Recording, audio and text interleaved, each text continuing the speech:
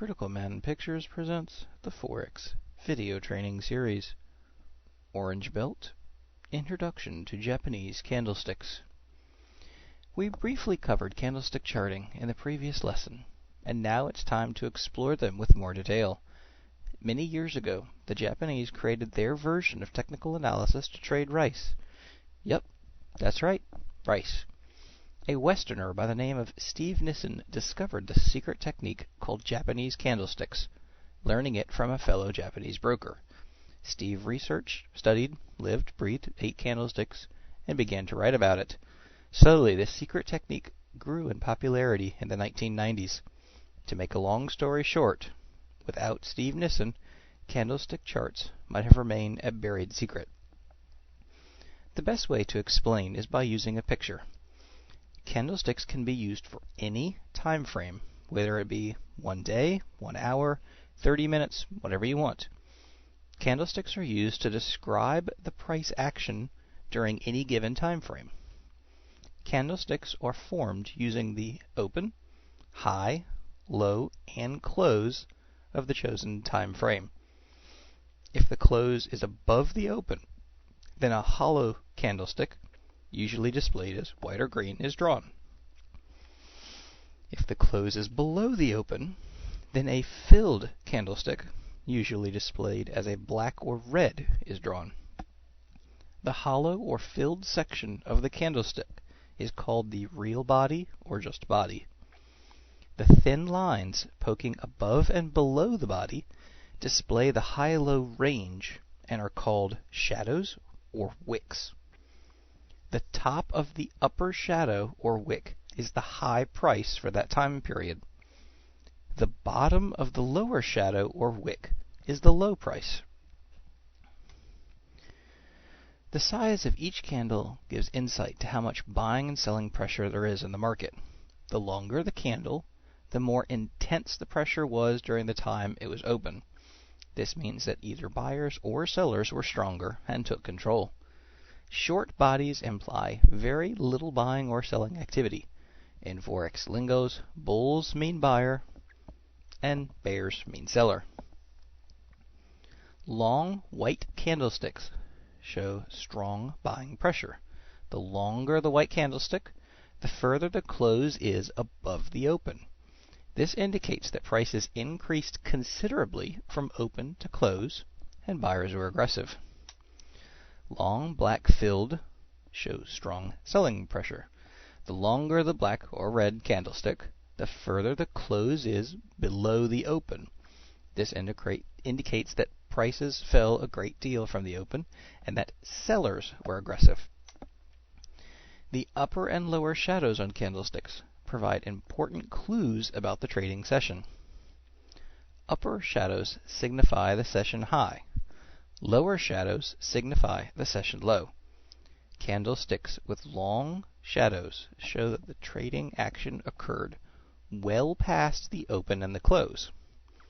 Candlesticks with short shadows indicate most of the trading action was confined near the open and close. If a candlestick has a long upper shadow and short lower shadow, this means the buyers flexed their muscle and bid prices higher, but for one reason or another, sellers came in and drove prices back down to end the session back near its open price. If a candle has a long lower shadow and short upper shadow, this means that sellers flexed their muscle and forced prices lower, but for one reason or another, buyers came in and drove the prices back up to end the session back near its open price. Just to get you started with a few basic candlestick patterns. A spinning top pattern is defined by candlesticks with long upper and long lower shadows and a small body. The color of the body is not important. This pattern indicates indecision between buyers and sellers. The real body, whether red or green, shows little movement from open to close, and the shadows indicate that both buyers and sellers were fighting, but nobody could gain the upper hand. Even though the session opened and closed with little changes to price moved significantly higher and lower in the meantime. Neither buyers nor sellers could gain the upper hand, and the result was a standoff. If a spinning top forms during an uptrend, this usually means there aren't enough buyers left, and a possible reversal could occur.